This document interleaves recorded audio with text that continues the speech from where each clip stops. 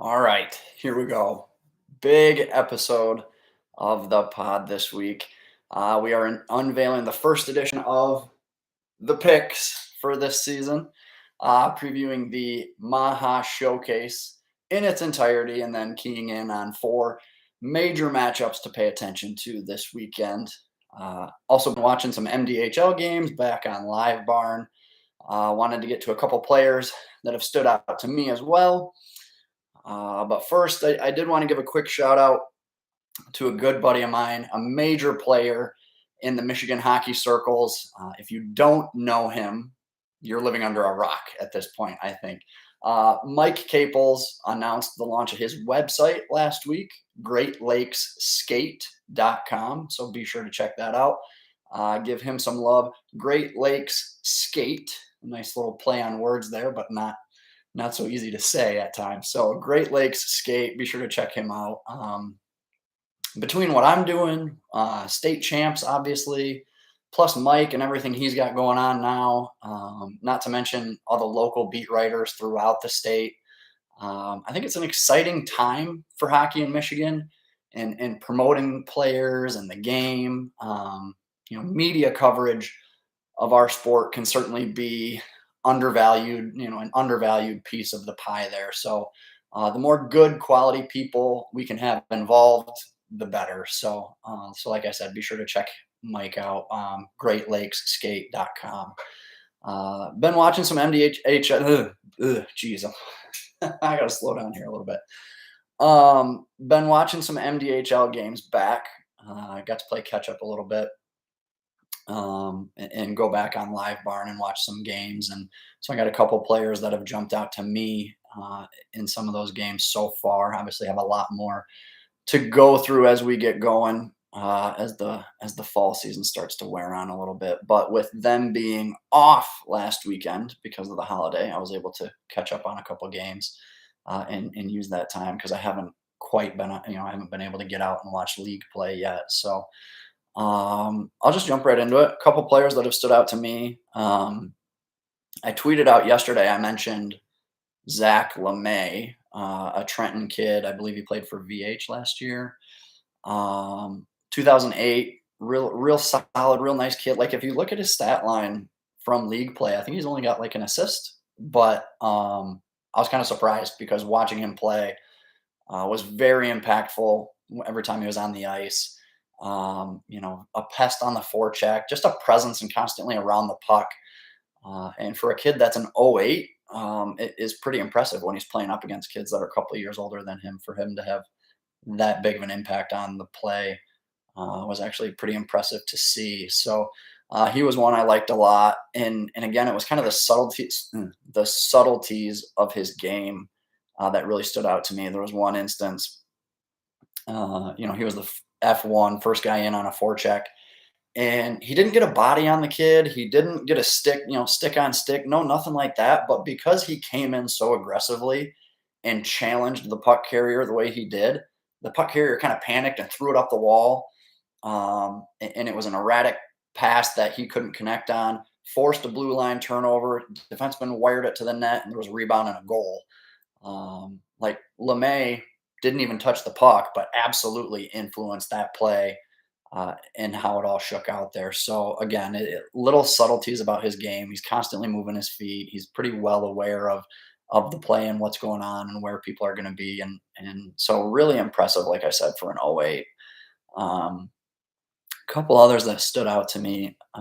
Liam Tenharmsel, I think I'm saying that right. Defenseman, West Side kid, playing for Team Green. Big, lanky defenseman. Let me see if I can find my exact notes on him real quick, just so I don't miss anything. But real good size, which you love to see. A pretty good skater, I think, overall too. Got up and down the ice real quick, with good pace.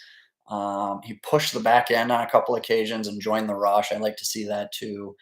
You don't want your defenseman, executing a breakout, moving it up the wall, and then just kind of puck watch. And he was one that was super engaged and getting involved. And even at one point, put himself in a position to get a drop pass and then quickly, no dust offs, no nothing, quickly wired it at the net for a good scoring chance there. So Ten Harmsel, he's one I like a lot. I think there's a lot of intangibles and a lot of things you can't coach, or it's tough to coach. Some of those intangibles that you like to see a lot. So um, there's some big names in the MDHL too. Don't get me wrong. Obviously, Cam Duffney, Lane Pettit's one I wanted to talk about too. Penola, those are all Brighton kids. CC's got a whole boatload. I'm going to talk about a couple of them here in a minute too. Um, Jackson Froisland again on that team green, as we're talking about team green there. Those are some of the big names I think a lot of people have come to recognize and know because they were on Team Michigan last spring. Obviously, had strong junior campaigns last year. So some of those prospects to me jump out, stand out as kind of obvious ones, and a couple of the ones I'm going to mention here are maybe a little more subtle, not as big name or high profile prospects yet, but I think saw a lot of potential in them in the games I've watched so far. So I'm gonna go through a couple more defensemen. These two kind of cracked me up. Both Salem kids playing on the same MDHL team. They almost look. Maybe it's just the way they look on film, but they look like carbon copies of each other to me on the back end. Abel Dubinick and Cam Eichner. I think they're both lefties. They were paired together in the one game I watched.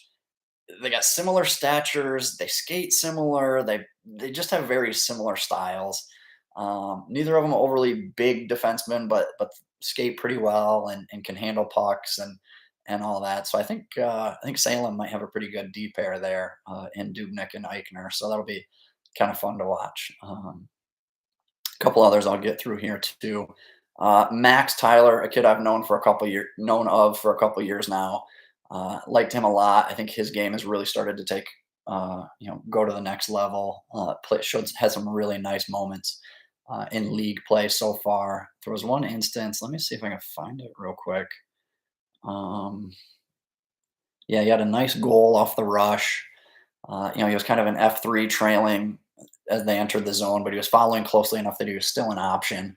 The puck carrier kind of turned it over. There was a bit of a scrum, and because of his positioning, he was right there, picked up the loose puck, and then fired one on goal, and I think scored off of it, if I'm not mistaken. But he's very, very active in the offensive zone, constantly making himself an option and presenting his stick when he doesn't have the puck. So Max Tyler again is just kind of one of those kids whose game I think has started to take that next step for sure. So I mentioned Lane Pettit, some of those obvious names. Jackson Walsh, Andrew Atala, again, probably pretty well-known names at this point in the high school hockey circles.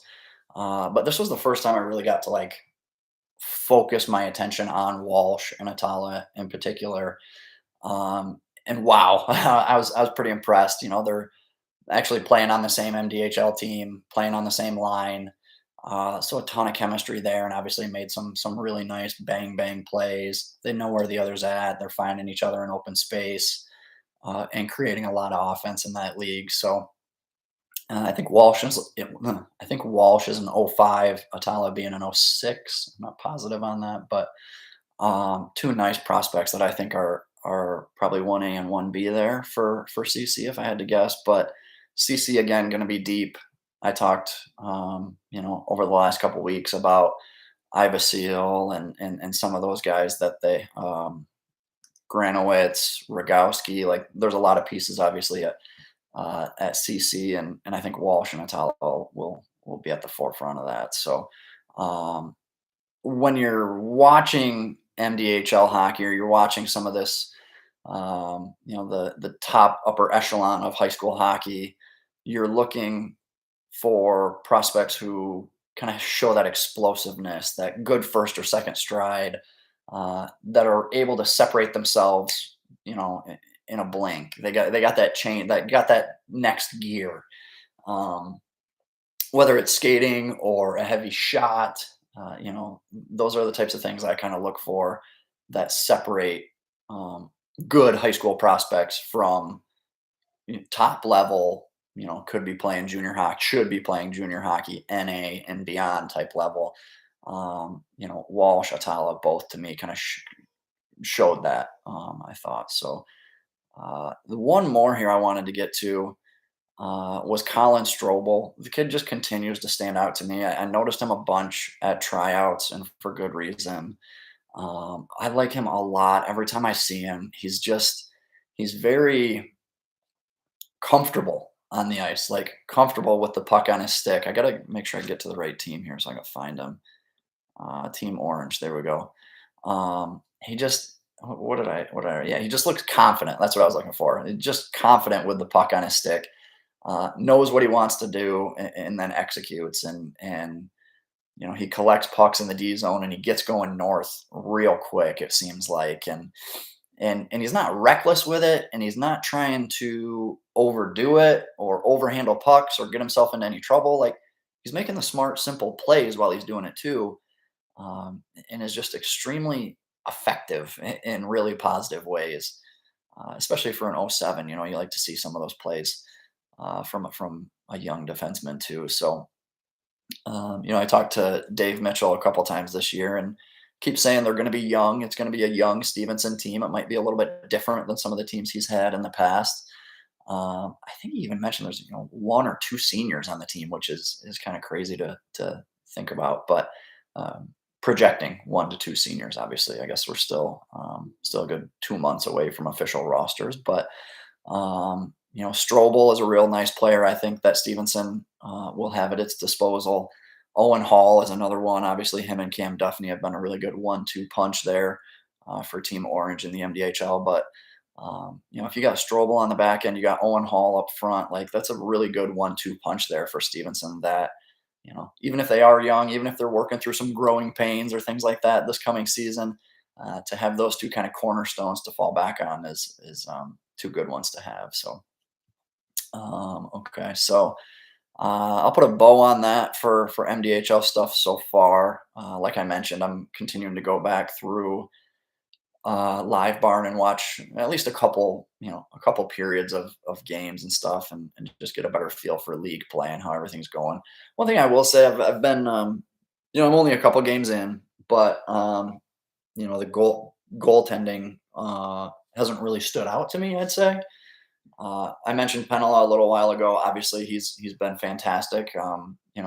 Even in the short bit that I watched him, he gave up 2 or 3 goals, but the opponent had to work really freaking hard to score those 2 or 3 goals. It wasn't like he let in a squeaker, or gave up 1 or 2 that he should have had. It was like the other team was tic tac toe, ting ting, bang, backdoor goal. Like, it was, they had to work to get pucks past him. So he's obviously been impressive as advertised. But all in all, it's a league that doesn't lend itself well to goalies. I know that. If you're a goalie with a goals against average of high 2s, low 3s in that league, you're pretty good. It's like an all-star game, right? Like, it doesn't bode well for the goalies usually. So it's been a little, I'll say, underwhelming so far, but obviously I'm playing catch up and there's a lot more hockey for me to watch too. So looking for some goalies in the mix there to kind of separate themselves in league play. So, okay, get into the MAHA Showcase coming up this weekend. I believe it's the 4th annual MAHA Showcase, according to my guy Mike Caples at GreatLakesSkate.com. I'll give some credit there.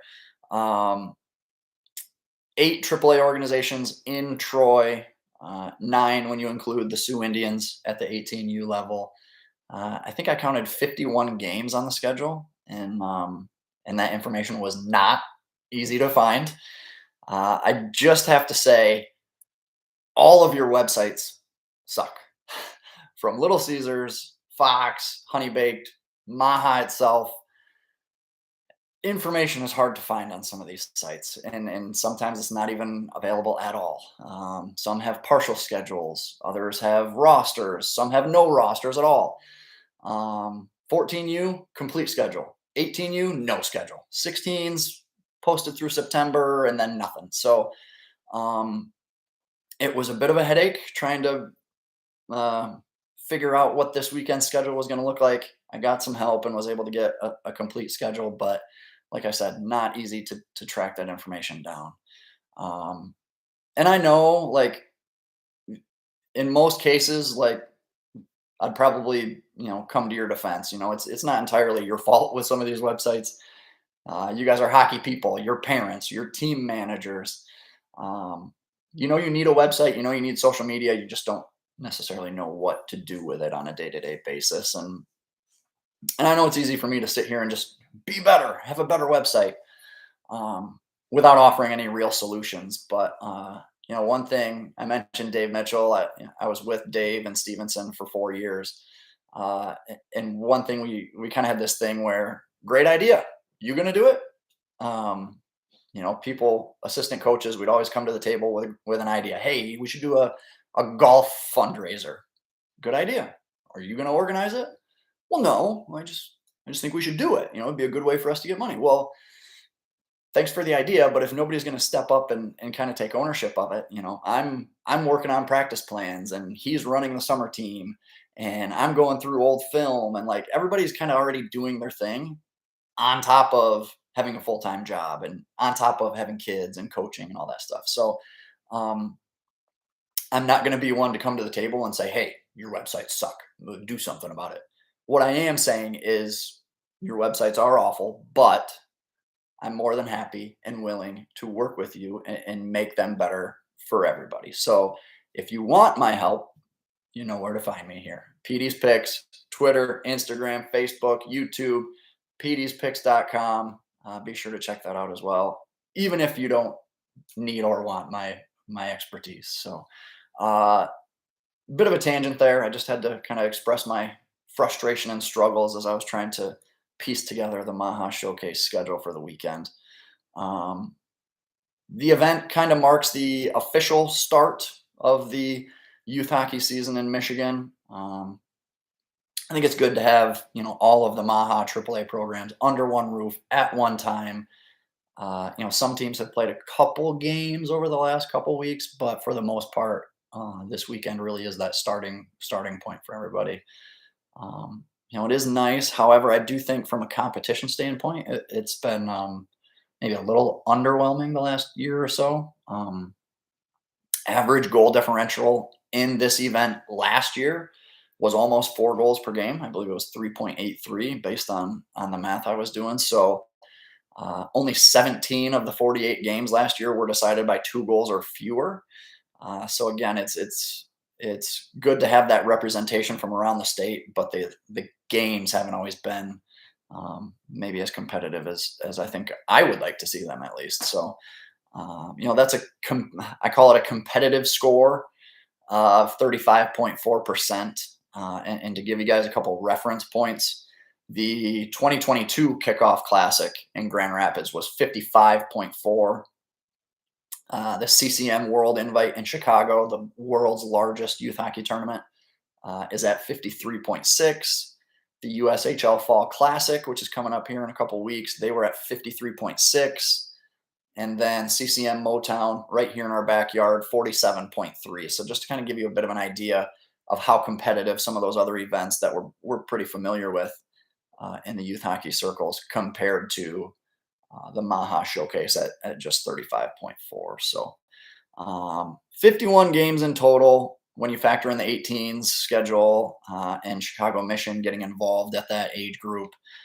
I'm only focusing on Michigan versus Michigan matchups. Obviously, that's where our attention is here. So that whittled it down a little bit, and then I continued to whittle it down to the most intriguing matchups of the weekend here. We're going to get into each one of those matchups, break them down game by game, and then obviously offer up my picks as well. So we'll start with the 15s. You got HoneyBaked, you got Caesars. That game is at Friday at noon. These were the top 2 teams in the district from a season ago. Caesars held a 3-1-0 series advantage last season. They're already off to a 2-0 start too, with wins over Team Wisconsin and the Ohio Blue Jackets. Not the stiffest of competition, but still they've got a couple games under their belt. They've seen live action and maybe a bit more ready, I'll say, for Friday. And as far as I know, the returning top prospects, Ethan Garden and Jacob Monks, which tells me everything I need to know to make this pick. So we'll go ahead and make this official here and go Caesars 15s with a big dub to start the weekend off. And I mentioned Garden and Monks as, like I said, as far as I know on the team. That's also kind of the challenge with this weekend too, is not having some of the official roster schedules, not knowing officially who's playing where in some instances. So some challenges here as we make our first edition. We make our picks for the inaugural segment for picks this season. So up next, we'll stay in the 15s. We'll stay with HoneyBaked as they take on OJG on Sunday at 3 p.m. So be sure to check these guys out. I think this is more the finale of the weekend almost for the 15s. It's a rematch of last season's state championship game that actually sent OJG to nationals. They played 7 times last year with an average margin of victory, get this, being just 1.3 goals per game. So they played a bunch last season, and they were all razor thin. I think there was a couple ties in there, maybe one game that was decided by more than 2 goals. So super tight, super competitive here. OJG, from what I can recall at nationals last year, very disciplined, very structured game. Obviously with it being the first event of the season, you wonder how much of that is coming back and that structure, and is there going to be any turnover and what that turnover is going to be like. I'm going to assume everything stays status quo from last year because that's all I have to work with at this point. So they weren't too flashy, not a lot of risk taking, super aggressive forecheck, pretty sound in the defensive zone. I don't know that style of play is going to lend itself to enough offense to win a track meet potentially. If you need 4 goals to win, is OJG's style of play capable of scoring 4 goals on a HoneyBaked or anyone like that? So I think they thrive in low scoring games. I don't see this being low scoring, with it being the first weekend of the season and everybody not being so structured and nice, neatly packaged, finished product, obviously, just yet. So I think OJG will get better as the season goes on. I just think this time around, I think we got to give it to HoneyBaked there on Sunday. And by the way, big shout out here to the graphics department. That's some high level stuff right there, eh? You gotta love it. Piecing things together, duct tape, popsicle sticks, bubble gum, the whole 9. But this is the inaugural rendition of the picks, and there's only one way we can go from here, and that's up. So we'll continue to make adjustments to continue to improve the pick segment. And I am a graphics guy. I'm pretty good with graphics. I'd just like to, maybe we can get some ESPN College Game Day type stuff to overlay on the screen as we're doing some of this stuff, so that I don't have to print things out and cut and scissor and have a little construction paper in the whole 9. So we'll keep moving. We got 2 more here I want to get to. This one is probably my favorite. I wanted to save it for last, but I think you'll see why I saved the next game for last. 16s, you got Little Caesars, you got VH. If you listened to last week's pod, if you didn't listen to last week's pod, be sure to go back and check it out. Petey's picks here on YouTube, Apple, Spotify, you know the drill. Also chopped up a bunch of last week's segment and put that on social, so check that out. But if you happen to catch any of those clips, I'm pretty high on VH 16s this year. Going from 15s to 16s, there's a lot of change to the rosters. Who's even going to be on Caesars? Who's going to be in the building for Caesars this weekend? I don't know. Evan Jardine, Gavin Locke, Nick Kasiba, and a bunch more. I think there's at least, I counted 7 players that had been drafted to an OHL, USHL roster that could potentially be battling for junior roster spots over the next couple weeks. So because of that uncertainty, you don't know. I don't know today sitting here who's going to be on the bench for Caesars. I do know what VH is bringing to the table. And like I said, we talked about that extensively last week. So Again, Caesars may have those question marks. It's a good problem to have. I'm not saying it's a bad thing. Obviously, those kids, should be out there competing for junior spots, and God bless them. Hopefully, they earn roster spots and stick. But in terms of Friday, this matchup, what it means, I think there's just too many uncertainties there, and I do think this is going to mark kind of the changing of the guard at this age level as well. With a lot of those Caesars kids moving on to greener pastures, advancing their playing careers, and things like that. I think Caesars has been the top dog amongst 07s for a long time, but I think we start to see the tides turn a little bit here as VH. I got them getting the W. I'm going to say 3-2 final. I think it'll still be close, but like I said, I'm going to give the edge there to VH. And a changing of the guard amongst the 07 birth year here in Michigan. So final matchup that I got circled on the calendar. I'll be watching action all weekend long and try to get notes on as many teams, as many kids as possible. And then you can obviously expect to see that on Petey'sPicks.com. But final matchup, this one intrigues me probably the most. And some people might, kind of scratch their heads and be like, well, why? It's not. I wouldn't consider either one of these teams to be the top team amongst 08s or no, 09s. Sorry, I screwed that up. The 14U age level. I wouldn't expect either one of these teams to be the top team in the age group. However, I do think these two teams are pretty evenly matched, given their track record, given some of the things. Last year, they were ranked 4 and 5 consecutively in the district. They were neck and neck in the standings. That might be slightly deceiving given the fact that OJG actually swept Fox last year, 3-0. Both teams were in action last weekend at the Kickoff Classic, and OJG struggled mightily, losing 3 consecutive games to Colorado Rampage, Team Wisconsin, and the Junior Preds. Coincidentally, Fox, also in attendance, beat all 3 of those teams over that same 3-day stretch. So last season's results would suggest OJG here, but I'm going with recent performances, recency bias. Plus, Fox had 9 different goal scorers last weekend in that I think it was just a 3-game, whether it was 3 or 4 game set, 9 different goal scorers in a weekend is pretty impressive. It's a very balanced attack here. I'm going to give the edge to Fox in a big way. I'm going to say that's 4-1. Whew, screwing up my graphics. Fox, 4-1 final there. And we'll put a bow on our first edition of Petey's Picks here. So there you have it. Let's see here. 4 big matchups. Like I said, nothing on the 18s yet. Just a lot of unknowns still haven't seen rosters for a lot of those teams.